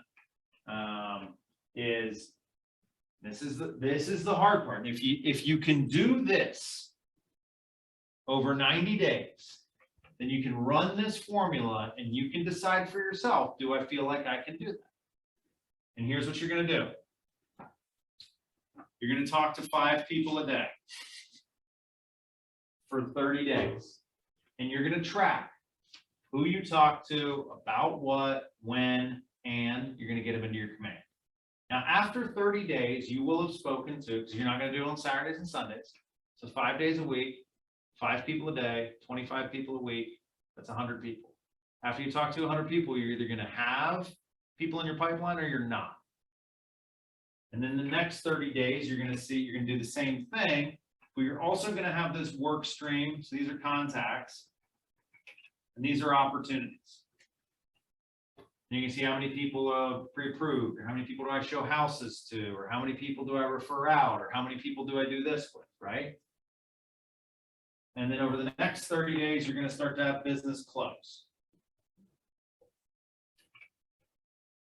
And at 5 contacts a day, as a dual career agent, you're gonna see that you actually ended up with 5 active buyers in a listing and you closed 2 of them, right?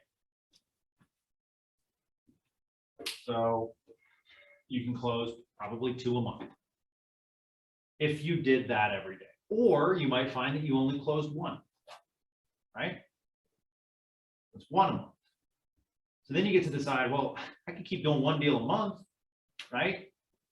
Make another probably $35,000 or $40,000 take home and keep my job. And that's how you find people who love to work in real estate and don't want to leave their job. Because they're like, man, I get to take the most badass vacations because I'm making an extra, or you know what I did? I paid my mortgage down faster or whatever, right?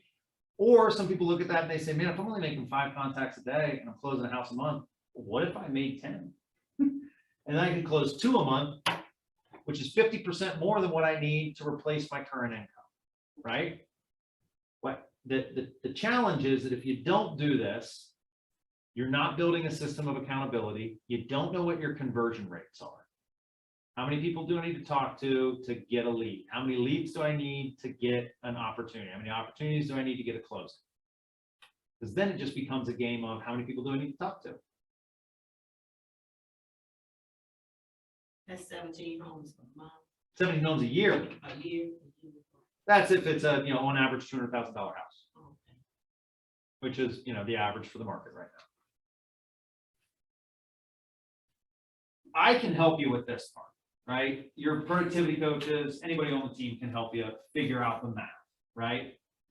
The thing we can't figure out is what your conversion rates are and whether or not you're willing to actually make those contacts every day. Because if you do that, you'll know, wow, man, 1, I can do this.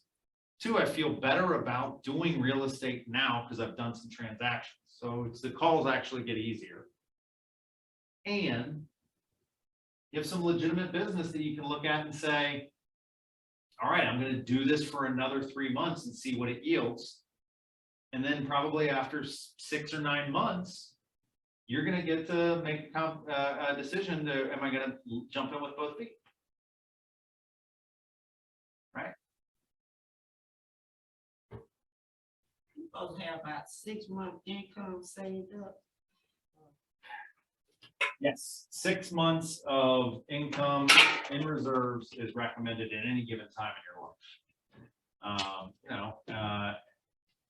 The fact of the matter is that about 70% of the population has less than 1 month. So when I tell you things are going to get real hard economically because of the recession, like there's a lot of people in your world that have nice jobs or drive nice cars or live in big homes that are living paycheck to paycheck. And if things get particularly rough, you're going to have an opportunity to help. Because you're going to help them protect that asset or maybe sell it before the market shifts. Who knows, right? But yeah, and I think that's the other thing is, hey, if you get a little business going here, right? And then you save that to give yourself a buffer because there is seasonality to this industry. You first prove to yourself that you're able to do it consistently. Because if you can't make 5 contacts a day, you can't make 10, right?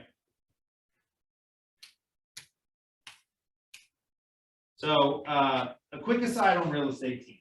So real estate teams are we have many of them and they're great. And people always want to know like, hey, should I join a real estate team? I'm new. Is it a way to learn? I hear they take half of your commission. So can you actually make any money? Here's the thing. When it comes to real estate teams, if you look at all the agents who've joined this company in the last 3 years, and whether they've joined as an individual or they've joined a team, and you look at the top 10%, right? Because nobody's like, hey, I want to be average, right? Everybody wants to know what the average is, but nobody actually wants to be average. So we're going to talk about the top 10%. Those individuals, whether they're on a team or an individual agent, make the same amount of money. So what does that tell you? It's more about you than it is about whether or not a real estate team works. I joined a real estate team when I first came to this company because every sport I've played, every job that I've had, they were all team-based, right? So for me, the team was the natural progression, right? If you're in this industry, or if you want to make your bones in this industry so that you can set your own schedule and not have a boss and have freedom and flexibility, you're probably going to hate being on a real estate team because it looks and feels a little bit like a job. Now, for some people, that's like, hey, you know what's great is I can get up, show up, make my calls, run out on appointments, be in my car, Instagram, and still get my kids off the bus and make good money. Some of the highest earners in our company are team agents, right? It really is up to you. Now, what and every team's different, what their split is different, what their, what's that? Isn't the cap less too? Your cap is less, right? So you have a split with the team, but your cap is less. Some of them offer administrative or marketing support. Some of them offer transaction coordination support. Some of them offer additional training. Some of them offer leads, right? There's a myriad of things that are available within teams. The first question is, am I somebody who's going to be successful in a real estate team? And then, and if you're interested in exploring it, we've got about 30 teams in the office. So there's a lot of opportunities to check it out or to learn more about it. No obligation. No, nothing.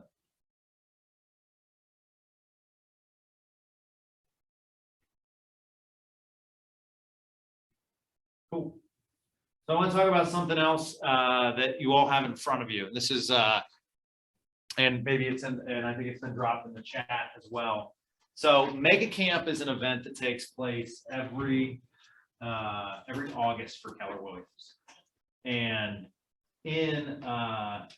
at Mega Camp, our founder and CEO, Gary Keller, interviews top agents from around the world about their business. There's about 12,000 agents that'll attend.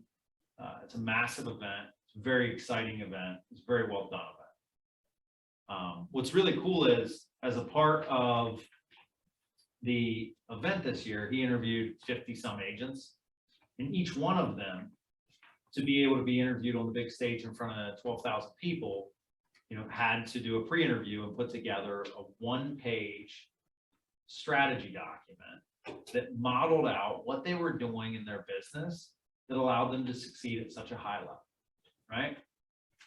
So there's about 50 of these that range from everything from how to create an instant offer company to how to do a lot of different things. What we've done, actually what Carrie has done, Carrie Mitchell, ladies and gentlemen, is she went through and she said, which one of these would be the most impactful to our dual career agents? Which ones of these don't require you to have a team with 25 people on it or $1 million in the bank, right? What are some of the most efficient ways? And so I want you to take this and read it and think about which one of these you're going to do, right? So getting the opportunity, should I share it? I did. Oh, I was going to share it on my screen too, though. I shared the PDF. So you all who are on Zoom should have it in your chat to download. And then here it is. So this is a perfect example, right? You want to make more contacts, have a happy hour, invite people, do a quick 5 minutes on what's happening with interest rates, and then buy everybody a round of drinks. There, you made 25 contacts in 1 second. That's what this woman does to build her business, right? She's built a big business just based on client events. The beautiful thing about a client event is you got to call to invite people. You get to see them while they're there, and you get to call and thank them for being there, or call and say, hey, sorry we missed you.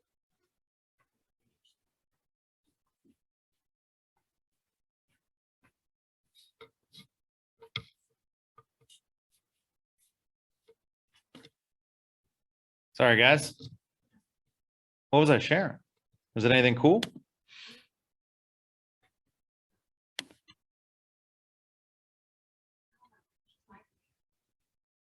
All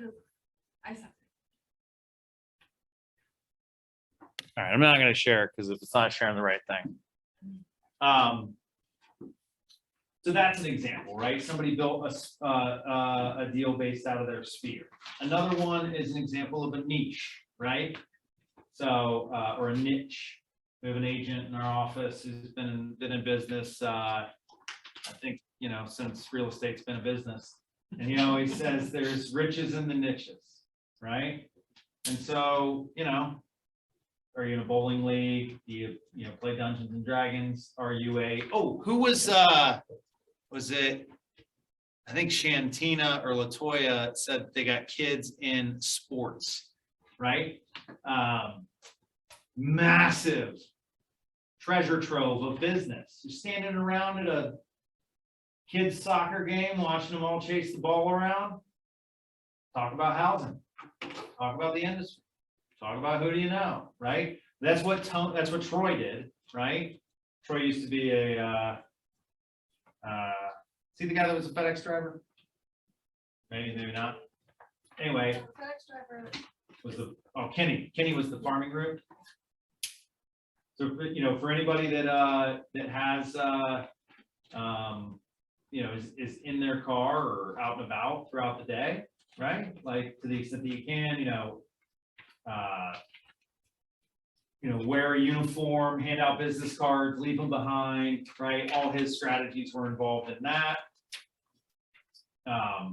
Golden Letter, which is a mailer to get listings, first time home buyer seminar, great way to be efficient with your time. So instead of having 5 different meetings with 5 different first time home buyers, get everybody together, get some appetizers in a private room at a restaurant, and take them all through the first time home buyers seminar. All those renters that you put in the houses, they're all gonna be first time home buyers, right? So instead of having the same conversation 5 times, have one conversation with 5 people, right? Doing what, and doing what you love, like, especially if you are trying to build your business while you get a full-time job, like bring real estate into, you like to golf, playing golf tournaments, sponsor some holes, buy rounds at the turn, do whatever it is, right? But do what you love as a realtor, right? Do what you love, as a realtor. So that when you're in a bowling league or you're at your sewing circle or whatever it is, you're there as the realtor, right? Because again, easiest way to grow your business, the more people that think about you when they think about real estate, bigger your business gets. And so you've got 10 different examples here of things that you can do, right? So we got our 5 contacts a day. We're going to track that, right? These are all strategies to make those contacts, right? Like if you know that you're in a bowling league on Wednesdays and there's 17 teams in that bowling league, which means that there are 68 people in that league. If you talk to 5 of them every Thursday night, that is 65 people. And then the 3 on your team. You hit the whole league.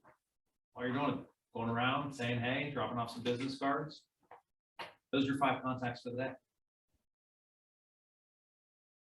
You can text people as a contact. You can send them a Facebook Messenger. You can call them. You can see them face to face. You can take them out to lunch. You can do whatever you want. You want a 2-way conversation about real estate. All of these things are pathways to conversations, right?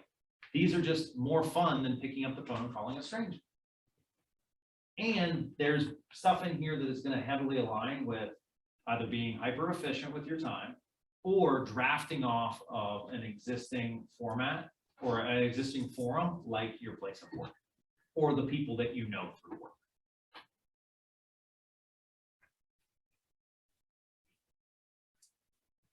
Cool. And look through these, and if you find one that you want to implement, when you look at these and you find one that you want to implement, don't try and do it on your own.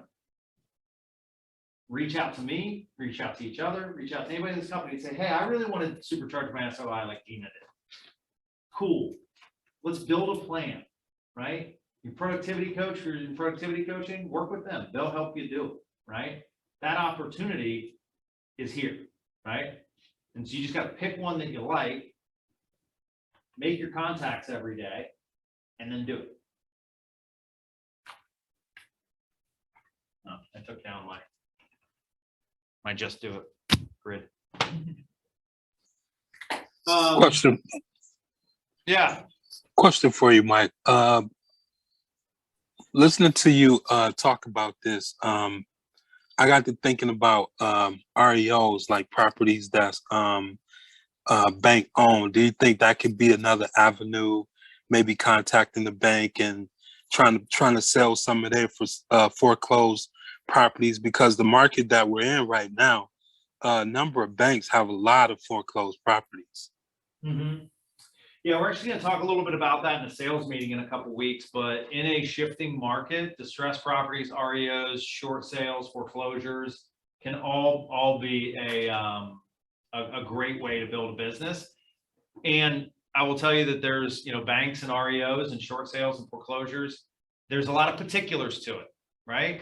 So if you're a particular person, right, you're going to love it, right? It's a tedious process, but if you're good at it, and banks like you, they get you a lot, right? And if the market shifts, they're going to get you a lot more because they need to offload those assets.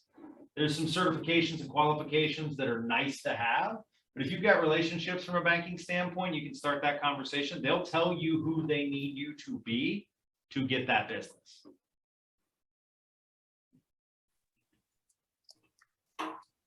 Got it. Thanks. Cool. All right, guys, well, it's 8 o'clock. I just want to quickly go around and get some ahas, just like one takeaway from tonight so that we know that it was time well spent. So what do you guys think? What do we get out of this evening? Let's start with the folks on Zoom since we ended with them last. Ramondo?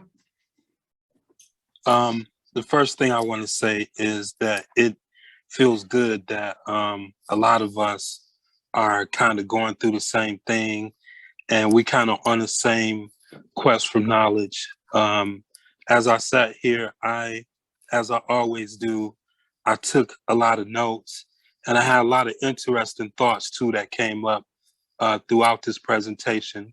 And a few things that I thought about is, number one, everything that you know right now, you once didn't know. The other thing that I thought about is, in order, everybody that's sitting in there and everybody that's on Zoom, the one thing that we got in common is we all passed the real estate test. And we all know that we had to put in a whole lot of hard work, basically eat, sleep, and breathe real estate in order to pass that test. So I think some of the same techniques and some of the same things that we did to make it to this point, we probably need to do those same things to get to the next part of this. That's awesome. I love that. Here, here. All right. Nikki, Raquel, Latoya, any takeaways from you guys? Just go ahead. No, you're okay. Go ahead. I was going to say, just the consistency, and the time management. I think that's his biggest thing for me. And knowing that if I want to implement any of those little things that you guys just sent out to us, hey, I could call somebody and say, hey, I want to do this. So, Yep. yeah. Yep. So it's the fear of trying to do things and implement things alone, but just knowing you got that backbone and that support there. So thank you. Awesome. Raquel? She took my word right from me with consistency. I've been telling myself, from day one, it's going to be one step at a time. And I've embraced that. So, I'm not running this sprint or anything. And I understand that things take time, but the consistency was definitely something that I needed to hear. And like she just said, knowing that we can call on anyone at any time is a great comfort. Because you don't know that when you're walking in the door, like, who am I going to be able to call? Who's going to be able to help me? So just that reassurance, knowing that even if we're not on a team, we are a team, was great to hear tonight. Excellent. Latoya, if you're still with us, anything you took away from this evening? I know you contributed a lot. Thanks. So I did even just some more tips to help out. You were saying, you know, other agents when if you're driving from the east side to the west side, call up, you know, if you got 5 people to call. So now I got some listings that are clear across town, and I was on one today, and when you said that, I was like, crap, I could have been calling 2 people while I was sitting on 480 on my way over to that list. It just didn't hit me, but it hit me now. So that, yeah, just those kind of takeaways of how I can, you know, make that time really work for me. I'm definitely going to use that going forward. So thank you. Yeah, I'd say if you're getting on 480, maybe make 10 people to call because you're usually going to hit traffic. Yes. All right, in the room here, Roger, we'll start with you. What was your takeaway from this evening? Yeah, my 2 big ones were that chart where it's actually really helpful, like to visualize and, you know, that progress from getting what you don't know to what you know. And then, yeah, the solving the problem in front of you, not, you know, in my mind, I'm like, well, I have to know every single step, everything, you know, nailed down. But realistically, my biggest problem right now is how many leads, and start there and then build off of that. Yeah, excellent. If you focus on those 2 things, you know, you'll have a closing inside of 90 days, right? You'll have your first one in a year, right? Yeah. It's important to make the contacts. That's what lead generating is talking to someone. I'm going to piggyback on what you said. First, you have the knowledge that you don't know. Yeah. That you don't know. Yeah, exactly. It's hard to wrap your mind around that sometimes. Yeah. Yeah, you're deceiving yourself when you think you know. Yeah. You don't. And that's the part, and by doing that, knowing that you don't know, that's the part of pain of doing something, right, Mike? Mm-hmm. So that's the pain. You know what labor pain, you're gonna see that soon. That's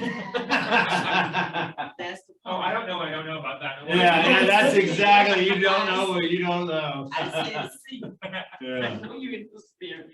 And from that, you admit it, and that's come to mastery by you knowing that you don't know. And then you found what he say.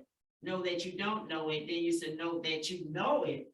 And then That's you don't come know by that you know. practicing and consistency. Then you realize, oh, I know this. Mm-hmm. So it's a learning cycle. Like I'm stumbling to say it. Yeah. Eventually, I'm on the training wheels, and you just got to do it. Yeah, you just got to do it. And you got to get it out of here. See, I got to get it out of here and put it in here. And yeah, that's what it is. All right. All right. Same thing, actually. Since recently, I kind of realized I need action. But since from the 4 quadrant, so yeah, that's came to me. Yeah, the consistency is also really important. Mm-hmm. And then I agree. It's consistency is not only to success in this field, in every field. That's right. Consistency is key. That's the key. Yeah, what industry has anybody come from where it's like, you know what the key to success was? I did something completely different every day. It never happens, right? Nikki? I think I just liked the concept of just like the 5 people. I think before it seemed a little daunting, like thinking I need to call more people per day. Mm-hmm. And I think drilling it down to just the 5 is a little more palatable and It's achievable, right? Yeah. I mean, you know, it's like we were saying, like if you want to run a marathon, you don't sign up for one, right? You run a mile, and then you run 2, and then you run 10, right? And so, you know, same thing. Like, why would this be any different? Yeah. Talk to 5 people a day long enough that it becomes easy. Then 10, right? And you get to decide when you go up. But if you say like, I'm gonna call everybody in my database on Saturday, never gonna waste of a Saturday, first of all. Second of all, you're unlikely to do it, Or if you do it, you'll never want to do it again. Right? Because it's like, what do? You got to get in shape for the wedding or whatever it is. And, you don't go to the gym for 12 hours the weekend before. Right. You start 12 weeks out. Great. Well, guys, thank you so much for being here tonight. I really enjoyed this conversation. I'm thrilled to hear that you all got takeaways. Go through those packets. I promise you, there's something that you're going to love, something that you're going to enjoy, something that's going to make that lead generation and those contacts fun. Find it and do it. There's no rule that says that you can't have fun while you're doing this. All right. Great. Thanks for being here, everyone.